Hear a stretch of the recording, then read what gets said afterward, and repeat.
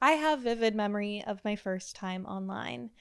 Our old, white, bulky computer sat on the desk in the kitchen. I was always intrigued by the internet, but I didn't understand it.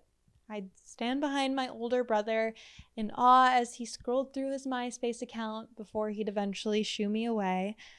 At this point, the internet felt like a faraway, distant place for adults. Something I wasn't allowed inside of, like a bar or a club. Until one day, I received a Bratz doll, and with it came this tiny little pamphlet, and at the bottom of the pamphlet was printed a website, www.bratz.com. My curiosity overwhelmed me. I held the pamphlet in my hand and planned my infiltration into the web.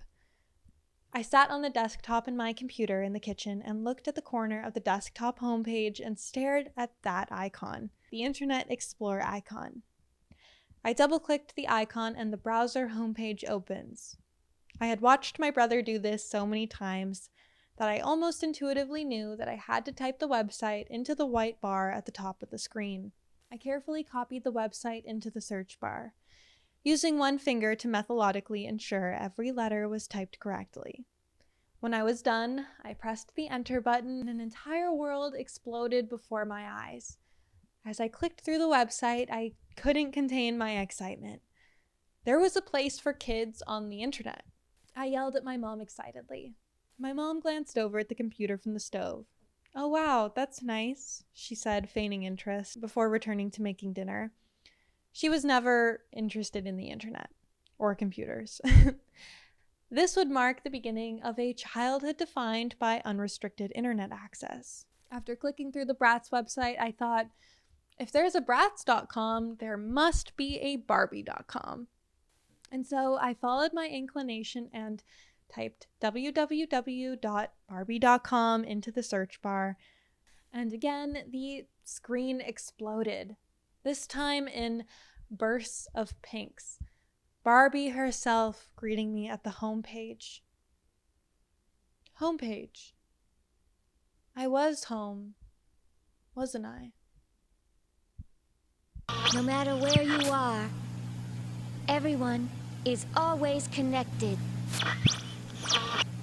Serial Experiments Lain is an anime that has developed a devoted cult following, perhaps most aptly in online spheres, as the internet's presence within culture has become increasingly omnipotent.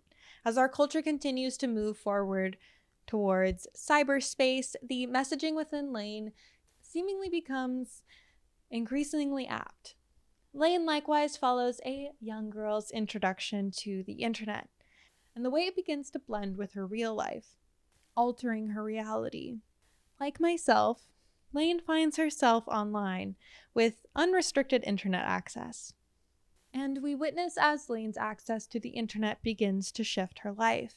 As the series progresses, we witness as Lain spends more and more time online, neglecting her relationships in the real world in favor of online space. I noticed this behavior in myself as well. Once I found myself online, my life became more and more online. All of our lives did. And without even realizing it, our real lives became increasingly and meticulously interwoven with the online world.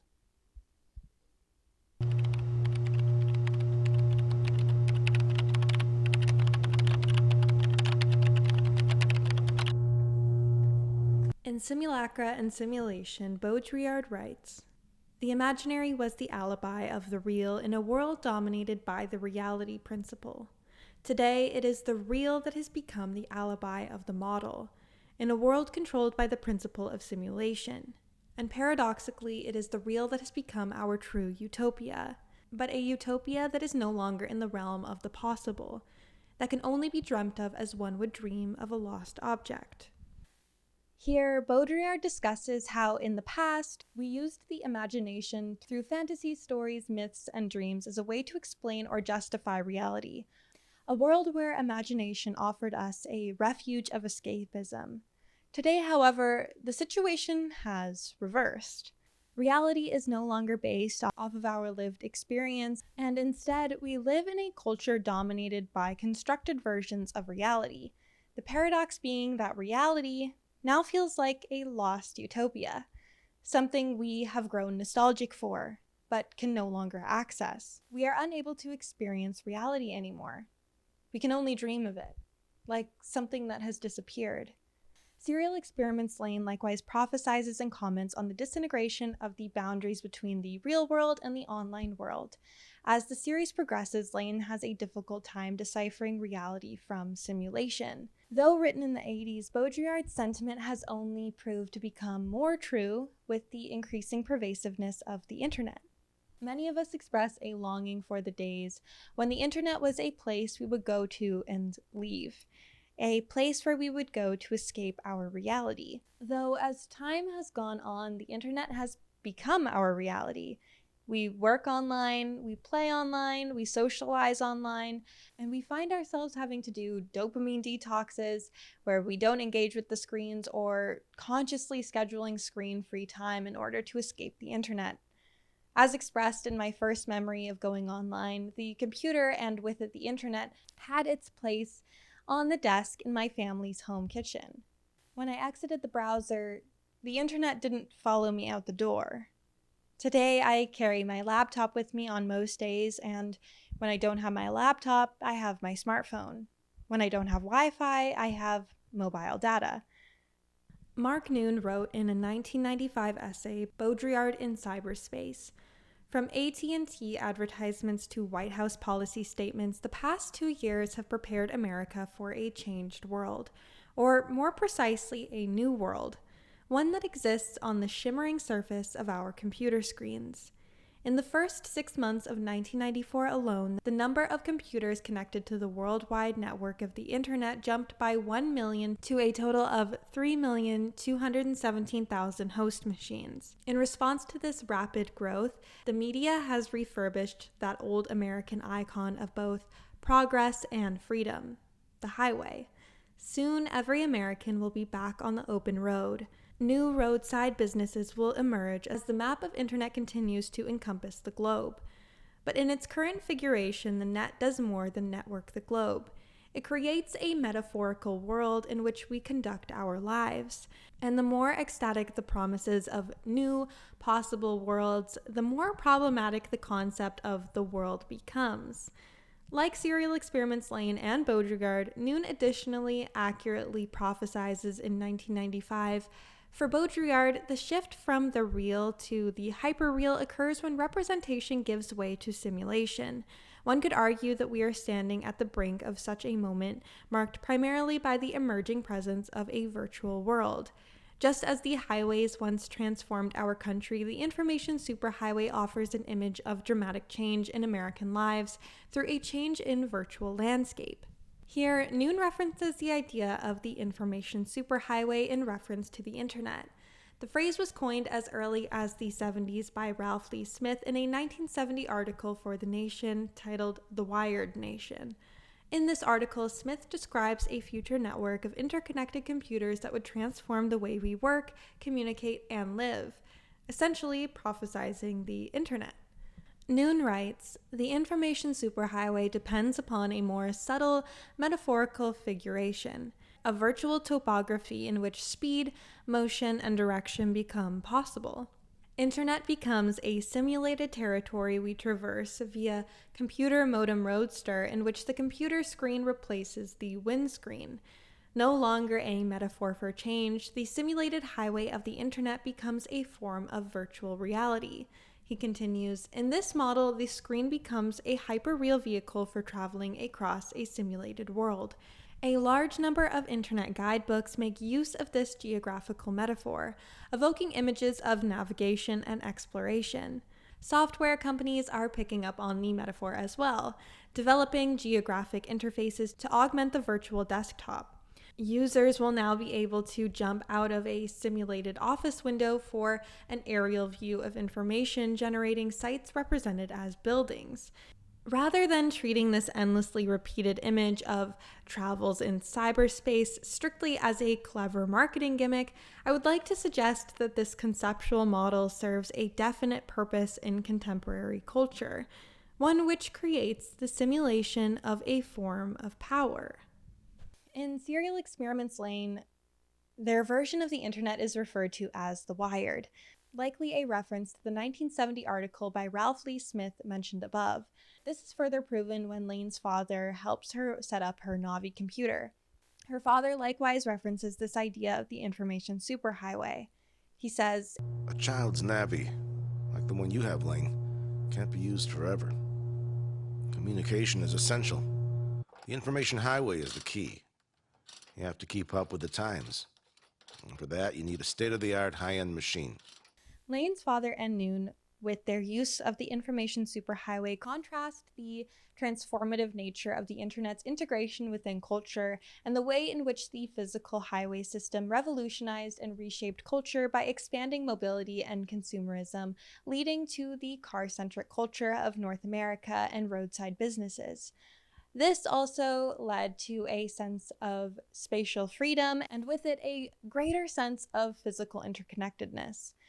The information superhighway acts as a similar transformation tool, though in the realm of communication and knowledge, rather than physical movement. However, like the physical highway, the information superhighway offers a similar expansion of commerce and interconnectedness in spite of any vast physical space that would have previously acted as a barrier to connection.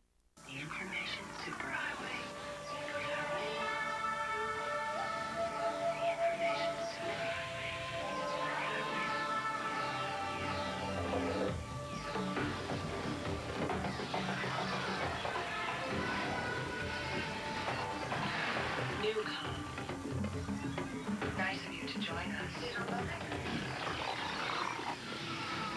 Tolentino writes, in 1985, Neil Postman observed that the American desire for constant entertainment had become toxic, that television had ushered in a vast descent into triviality.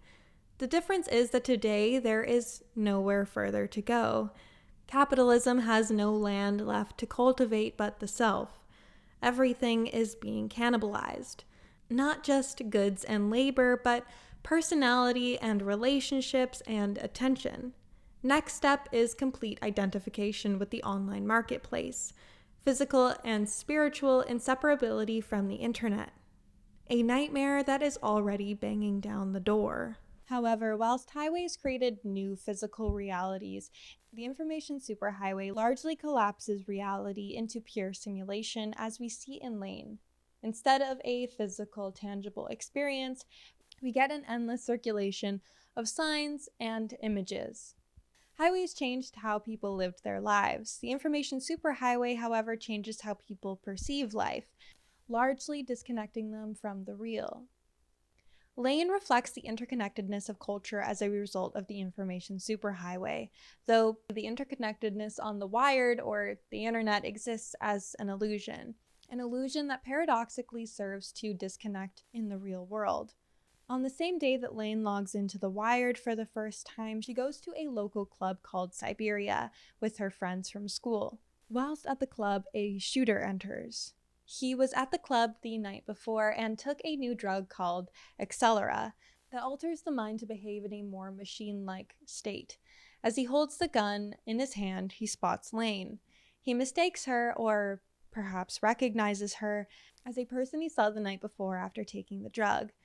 He begins to yell at Lain, pointing the gun at her. Leave me out of it! Just leave me out of it! The wire can never interfere with the real world! Just leave me out of it! Lain approaches the man who continues to plead. No matter where you are, everyone is always connected. He shoots himself. Said in her optimistic cadence, it seems at first to be a message of reassurance, though perhaps more likely a prophetic warning, or a threat. Mark Nunes writes, likewise, internet has no frontier because its territory has already been comprehensively mapped. The connections between nodes precede the attempt to explore this terrain, meaning that every journey in cyberspace is a repetition and a retracing of steps. Internet has no provision for undiscovered country, only the simulation of such, like a planted treasure hunt. Gopher, a program which allows users to search for information at multiple sites, demonstrates that the internet only simulates an unknown terrain of knowledge. The possibility of reproducing a particular coding of information precedes and precludes any attempt to locate it. One never discovers on internet. One only uncovers. This is demonstrated by Lane's venture into the Wired. She is never traversing new territory, as Nunes suggests, but merely uncovering what has been laid out before her. As Lane sits on the floor, she speaks to a different phantom-like simulation. At first, it is a doll. When Lane asks the doll to tell her a story, the doll offers to tell her a prophecy instead. Later on, Lane sits on the floor and speaks to a mask. The mask likewise speaks of prophecy and interconnectedness within the Wired, and later on, a phantom-like simulation of her father echoes the same sentiment. A prophecy online is, as Nunes suggests, a retracing of steps from time immemorial, and like myself as a young girl sitting in front of the Windows 98 computer, Lane logs into the Wired, and the Information Superhighway speedruns her into becoming a girl online, destined to a prophetic journey of digital divinity. Once upon a time, there was a girl named Goldilocks. After a walk in the woods, she entered the home of 3 bears, searching for a place to sleep. This bed is too hard. This bed is too soft. I know the perfect solution for your sleeping needs. You do? Birch Living makes mattresses that are crafted with responsibly sourced materials such as organic cotton, organic wool, and 100% natural latex. Their mattresses are free from polyurethane foams, which can cause harmful off-gassing, and are also constructed without fiberglass that can be detrimental to your health. With your Birch mattress, you can get a 100-night sleep trial along with a 25-year warranty. The best part about all this is Birch delivers your mattress right to your door for free within the US. They also offer in-home setup and removal to make your buying experience as convenient as possible. I love the way that Birch Living makes it easy and accessible to customize your mattress to exactly your taste. Due to this, I have had many good nights sleep on this mattress, and I am excited to say that Birch is running their President's Day sale now, so head to birchliving.com/finalgirl to check them out and take advantage of my exclusive partner offer. Ever since I switched to Birch, me and the bears, we don't have to worry about if our sleeps are too hard or too soft anymore. They're always just right. Thank you again to Birch Living for sponsoring this video, and now back to the video.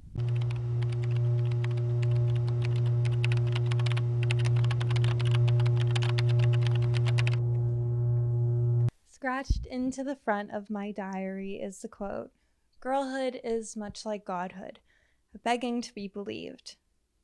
This is also a quote I have highlighted in multiple essays of mine and can likewise be aptly and interestingly tied to Lane, a girl online who eventually becomes a god online. Girlhood and godhood is much like simulation or virtual reality, a begging to be believed. In both the cyberpunk and horror genre, young girls are often depicted as liminal figures, existing on the edge of transformation, making them vulnerable to external forces such as possession or divinity, as is often seen in horror films such as The Exorcist, The Witch, or Jennifer's Body, for example. In Dead Blondes and Bad Mothers, Jude Doyle writes, "Ever since 1973, with the release of The Exorcist, our fictional image of a possessed person has remained constant. A teenage girl or a very young woman wreathing and twitching in hysterical arches." Though instead of a demonic force, Lane's personhood merges with the digital, allowing Lane to become the ultimate interface. A being who can transcend the physical world and exist purely in a network. Lane in many ways acts as a chameleon for the digital sphere, rapidly adapting to and reflecting the cyber culture. She embodies a broader cultural fixation, the girl as a liminal, receptive, and hyper-adaptable figure who is uniquely suited to navigate digital space. The girl, in reference to the digital, often acts as a conduit rather than an agent, a vessel in which tech or simulation can express itself rather than a master or agent of the simulation. Unlike male-coded cyberpunk figures such as Matrix's Neo or William Gibson's hacker protagonist who jack into cyberspace as active agents, Lain is more passive. She does not conquer the wired, she dissolves into it. In Serial Experiments Lain, Lain isn't a protagonist. She is a vessel, an interface, ultimately an entity that transcends human limitations. Her status as a teenage girl is essential to this transformation. Adolescent girls are chameleons of culture, reflecting back to us the cultural climate at hand. Teenage girls have likewise always been the creators of culture, and this only becomes amplified with the introduction of the internet. This makes the teenage girl the ideal candidate to embody the posthuman. Posthumanism can be defined by an entity that transcends the boundaries of the physical to exist as a networked digital form. Much like Alice in Wonderland, who falls down the rabbit hole into Wonderland, Lain likewise ventures down the rabbit hole of the wired. Susan J. Napier writes in her essay, "Indeed, in many ways, Lain can be seen as a retelling or even a reversal of the Alice stories. Like Alice, Lain, and Shinji as well to a lesser extent, descends into a world in which nothing is what it seems and in which identity constantly fluctuates. As with Alice, she has godlike powers, since she is the software who creates her own world, the wire, just as Alice dreams up Wonderland and Looking Glass Country."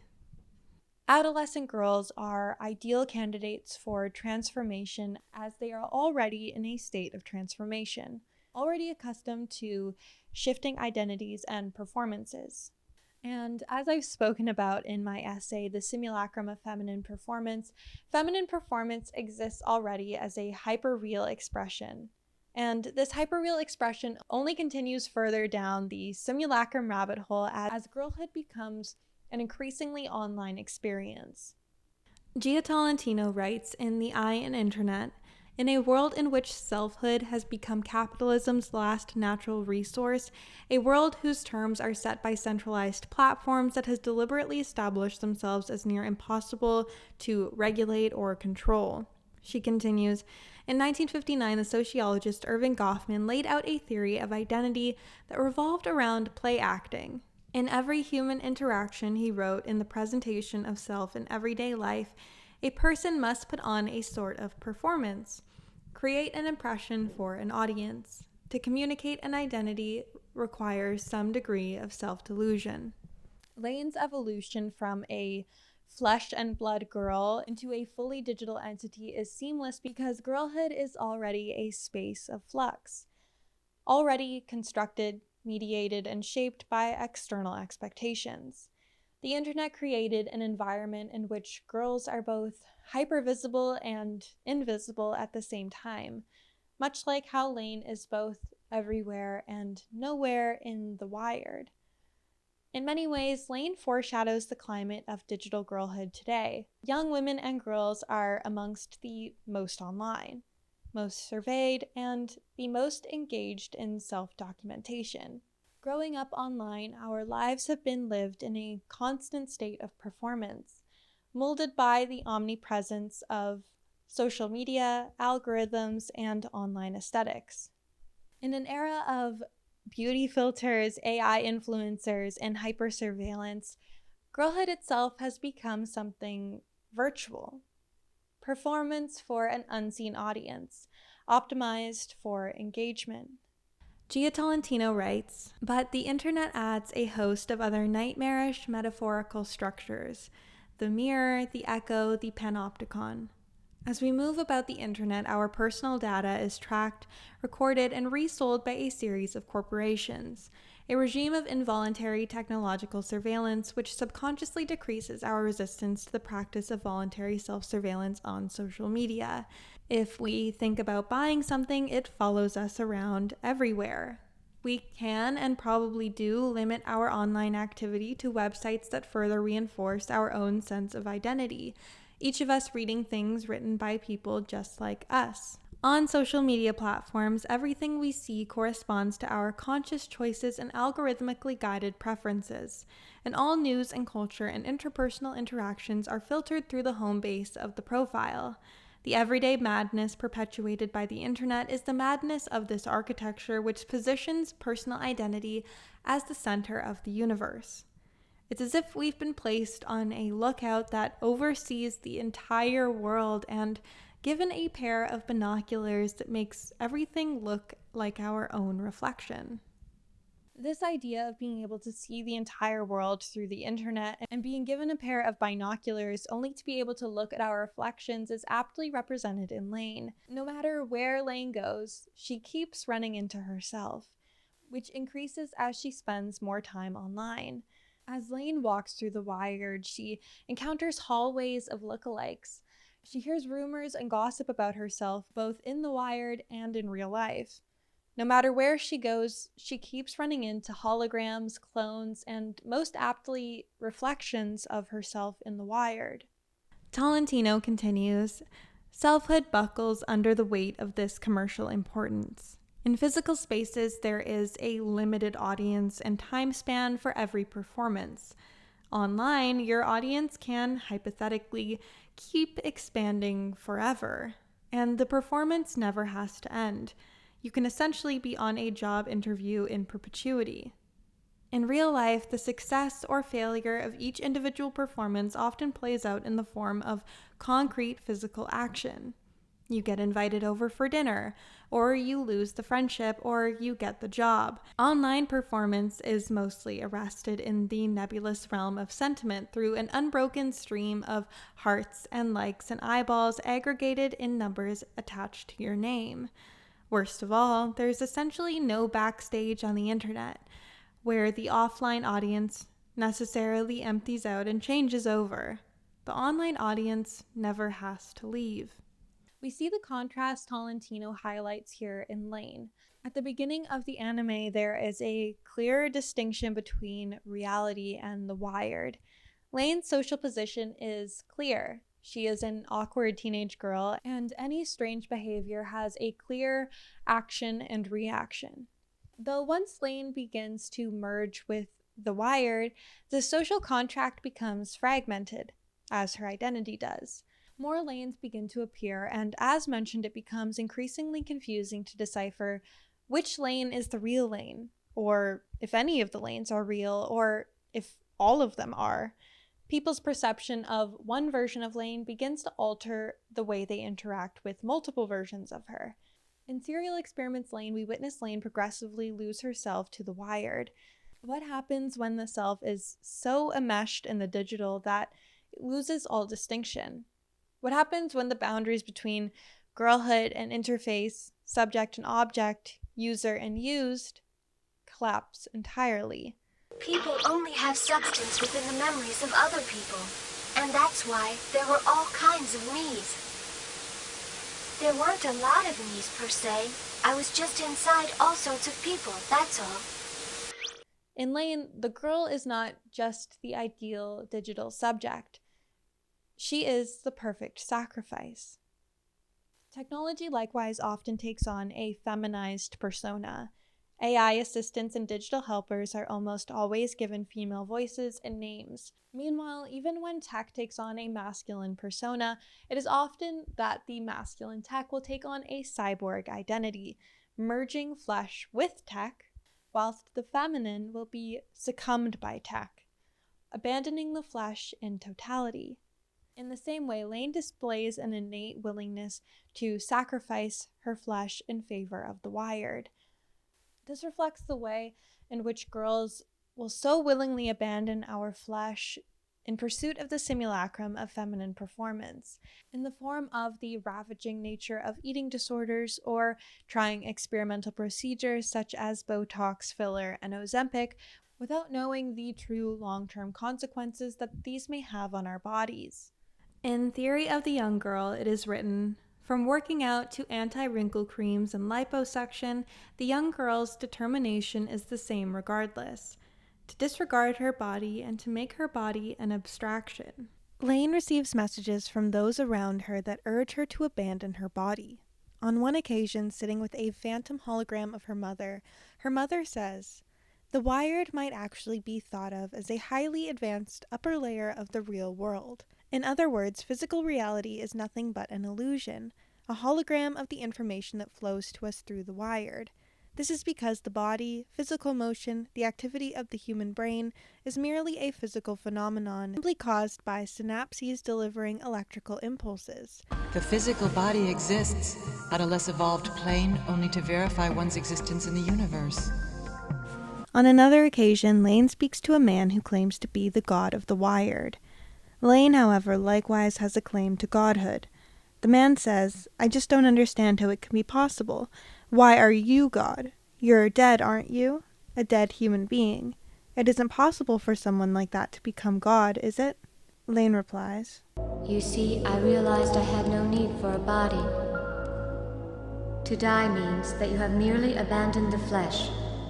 As the anime goes on, Lain begins to believe this messaging. She hooks herself up to the computer using wires, and the man who claims to be God continues urging for Lain to abandon the flesh. As a general rule, all of the functions of the human body, without exception, can be put into simple words and described in terms that are purely materialistic.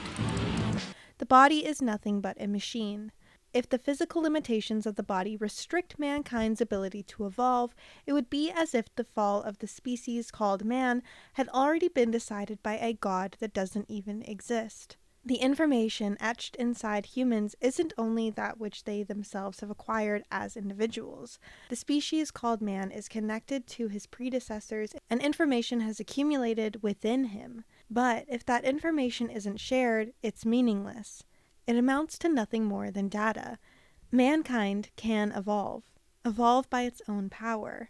But to do that, it must first discover and understand what it truly is. It isn't until Lain's friend Alice arrives and convinces Lain of the importance of her body. Lain says to Alice, echoing the sentiment she's been told by those around her, that she has no need for a body. Alice touches Lain's face and says, "But somehow I think that you're wrong. It feels like your body's cold, but you're alive, Lain. Here, give me your hand. I'm alive too. You see? My heart. Beating, beating, beating, beating." The messaging to abandon the flesh echoes the way in which culture urges girls to abandon their flesh in pursuit of the simulacrum of feminine performance. Toxic messaging like be skinnier, look more beautiful, relayed through generations in a phantom-like seance, as displayed when Lain sits on the floor and speaks to a phantom-like hologram of her mother, urging her to abandon her body. In Theory of the Young Girl, it is written, "In the anorexic young girl, as in the ascetic ideal, is the same hatred of the flesh, and the fantasy of reducing oneself to physical purity, the skeleton. The young girl suffers from what we call the angel complex. She aspires to perfection that would consist in having no body. Anorexia expresses at the level of the commodity the most incontinent disgust for them, and the vulgarity of all wealth. In all of her bodily manifestations, the young girl signifies an impatient rage to abolish matter and time. She is a body without a soul, dreaming she is a soul without a body." Young girls in particular can be seen as the perfect users. Malleable, receptive, always connected. Lain represents this archetype pushed to the extreme. She is not just a user of the wired, she is consumed by it, becoming both its victim and its god. Jude Doyle writes, "A little girl is less a person than she is a portal. At any moment she can crack open and something else can come slithering through."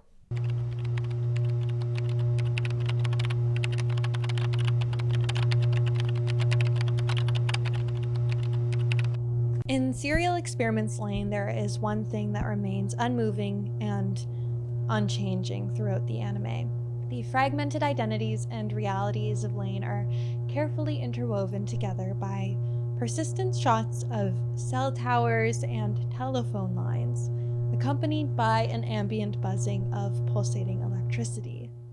These wires in the sky weave together not only the story, but play an important role in connecting the physical and the online realms.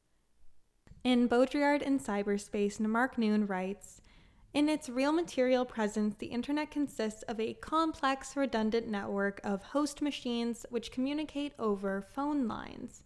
As opposed to the elaborate systems of bridges, jumps, and links that occur across real space, the geographical figurations of host sites and user addresses create a simpler virtual terrain for the user, one in which travel amounts to a tracing of connections from site to site. The metaphor of cyberspace presents internet as a globe to its own world. Virtual territory only exists once it has been traced into a pre-existing code of connectivity." I find the constant use of cell towers as a transitionary shot combined with a buzzing ambient noise of pulsating electricity to be interesting given the parallels made between cell towers and angels. Given Lain being God or a god, the idea of cell towers as angels or symbols of divinity is incredibly relevant. In Christianity, angels act as intermediaries between the divine and the earthly, often carrying messages or acting as agents of communication. Similarly, cell towers facilitate communication in transmitting signals and making connection between the digital and the earthly. The electromagnetic waves emitted by cell towers act as unseen ethereal messages that echo the concepts of communication with the divine. Tumblr user Many-Winged further draws comparisons between machinery and angels in this post that I love, stating, "The reason I love the comparison between angels and machines, robots, transmission towers, trains, computers, etc., is that it gets to the heart of what angels essentially are, divine machines.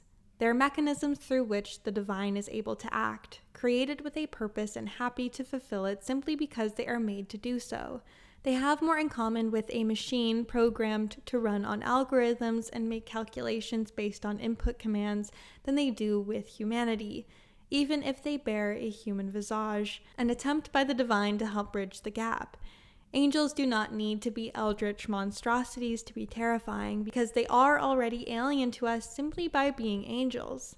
For an angel to choose to deviate from their purpose and achieve free will is to fall, because in order to have free will, they can no longer be an angel, because an angel is defined by its purpose. Much like the stories we tell of robots that gain sentience, only to discover they can never truly be human, but neither can they go back to being a machine.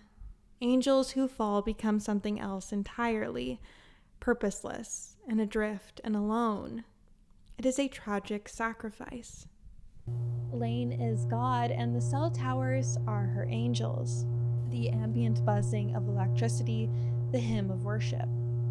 In the first chapter of Simulacra and Simulation, Baudrillard explores the relationship between God and the simulation. Baudrillard explores the idea that religious iconography such as statues and paintings might not represent God but replace him, perhaps to the point that God never needed to exist at all, as worshippers have come to only worship the image of God. Baudrillard writes, "Beyond medicine and the army-favored terrains of simulation, the question returns to religion and the simulacrum of divinity. I forbade that there be any simulacra in the temples because the divinity that animates nature can never be represented. Indeed, it can be. But what becomes of the divinity when it reveals itself in icons, when it is multiplied in simulacra? Does it remain the supreme power that is simply incarnated in images as visible theology, or does it volatilize itself in the simulacra that alone deploy their power and pomp fascination? The visible machinery of icons substituted for the pure, intelligible idea of God." Baudrillard prophesizes that perhaps this was the intrinsic pursuit of iconoclasts, fearing that deep down God never existed, that only the simulacrum ever existed, even that God himself was never anything but his own simulacrum. From this came their urge to destroy the images. If they could have believed that these images only obfuscated or masked the Platonic idea of God, there would have been no reason to destroy them. One can live with the idea of distorted truth. but their metaphysical despair came from the idea that the image didn't conceal anything at all, and that these images were in essence not images, such as an original model would have made them, but perfect simulacra, forever radiant with their own fascination. Thus, this death of the divine referential must be exercised at all costs. Similarly to Baudrillard expressing that the images of God come to replace God, the Wired begins to replace reality, and with it, Lain becomes God, or perhaps most aptly, a digital deity. Lain's existence as a simulacrum of divinity and her decision to erase her image from the memories of those who once perceived her, to live as a silent, omnipresent force that exists within a liminal space between the real and the digital, mirrors the iconoclast's motivation in destroying the image of God. In the final chapter of Simulacrum and Simulation, Baudrillard touches on nihilism and Nietzsche's concept of a dead God, writing, "When God died, there was still Nietzsche to say so, the great nihilist before the eternal and the cadaver of the eternal. But before the simulated transparency of all things, before the simulacrum of the materialistic or idealist realization of the world in hyperreality, God is not dead, he has become hyperreal.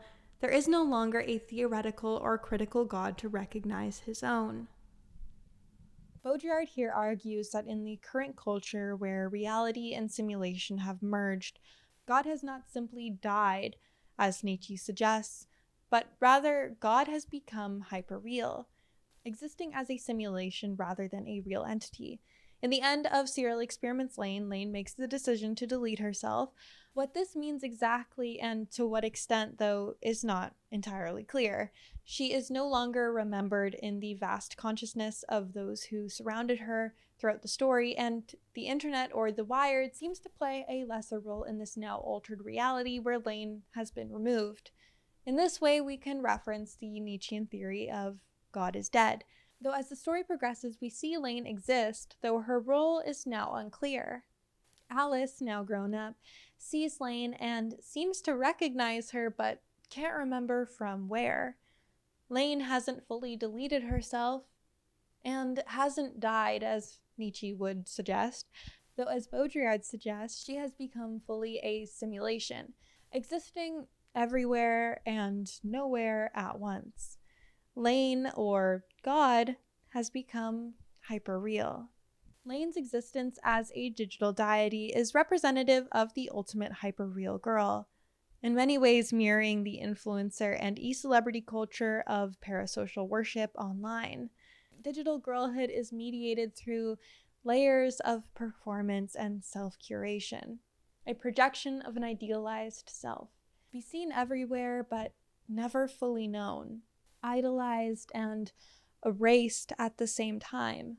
Lain's final act of erasing herself from human memory can be interpreted as the final act of shedding hyperreal girlhood. She is no longer perceived. She is no longer consumed, no longer watched or expected to be anything at all.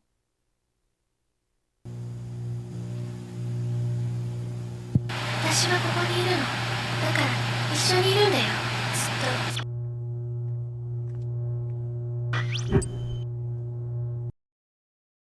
If you enjoyed this video and would like more content, be sure to check out Final Girl Digital on Substack for more essays and videos.